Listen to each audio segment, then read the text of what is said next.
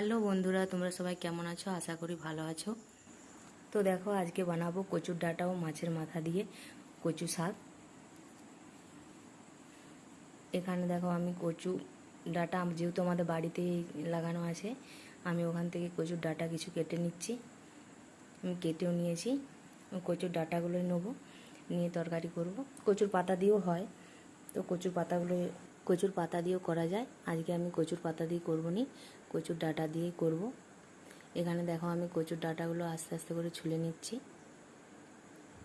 এভাবে। আর এখন যেহেতু অল্প অল্প জল হয়েছে, সেজন্য আমি এমনি ভাবে মানে সিদ্ধ করে তারপর বানাবো। নাহলে আমি এমনি সময় না সিদ্ধ করেই বানাই। আজকে সিদ্ধ করে জলটা ফেলে তারপর বানাবো। দেখো, এদিকে আমার কাটাও হয়ে গেছে, আর এদিকে আমি গরম মানে সিদ্ধ করতে বসিয়ে দিয়েছি হালকা জল দিয়ে আর একটু সামান্য লবণ দিয়ে। আর এখানে আমি মশলা রেডি করছি, রসুন আর লঙ্কা, কারণ এতে রসুন লঙ্কা একটু বেশি লাগবে, কারণ কচু মুখে ধরতে পারে। আমি যেভাবে বানাবো আশা করি মুখে ধরবে না। তোমরা রেসিপিটা দেখতে থাকো। দেখো, এখানে আমি মাছের মাথাটা ভেজে নিচ্ছি।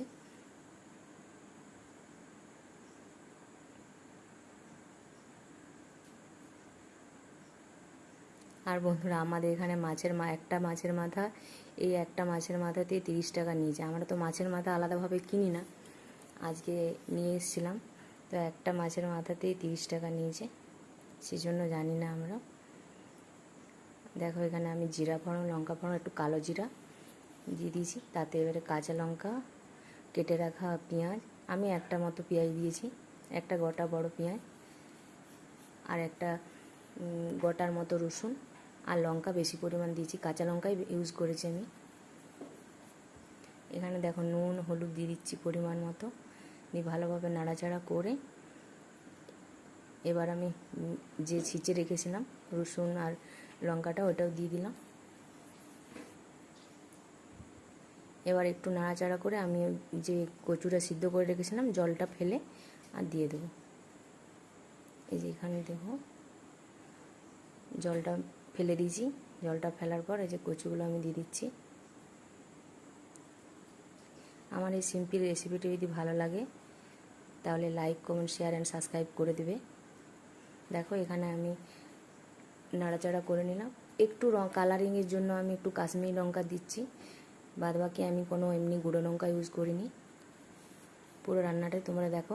আর আমি কিন্তু কোনো তেল মশলাও বেশি ইউজ করিনি। এখানে জিরে গুঁড়ো দিলাম স্রেফ, ব্যাস, আর কিছু না। এখানে দেখো, এবারে মাছের মাথা দিয়ে দিলাম। এবার ভালো করে নাড়াচাড়া, মাথাটা একটু ভেঙে নেব। এবারে যতক্ষণ না ওই জলটা পুরো শুকনো হচ্ছে ততক্ষণ আমি নাড়াচাড়া করতেই থাকবো।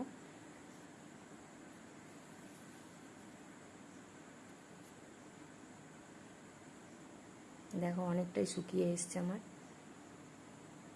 আর বন্ধুরা, বিশ্বাস করবে না, এটা পুরো পাক্কা আমার 20 মিনিট লেগেছে শুকোতে। দেখো, আমি নামিয়েও নিলাম। যদি এই রেসিপিটি ভালো লেগে থাকে, আরও বলছি আমাদের পাশে থাকবে।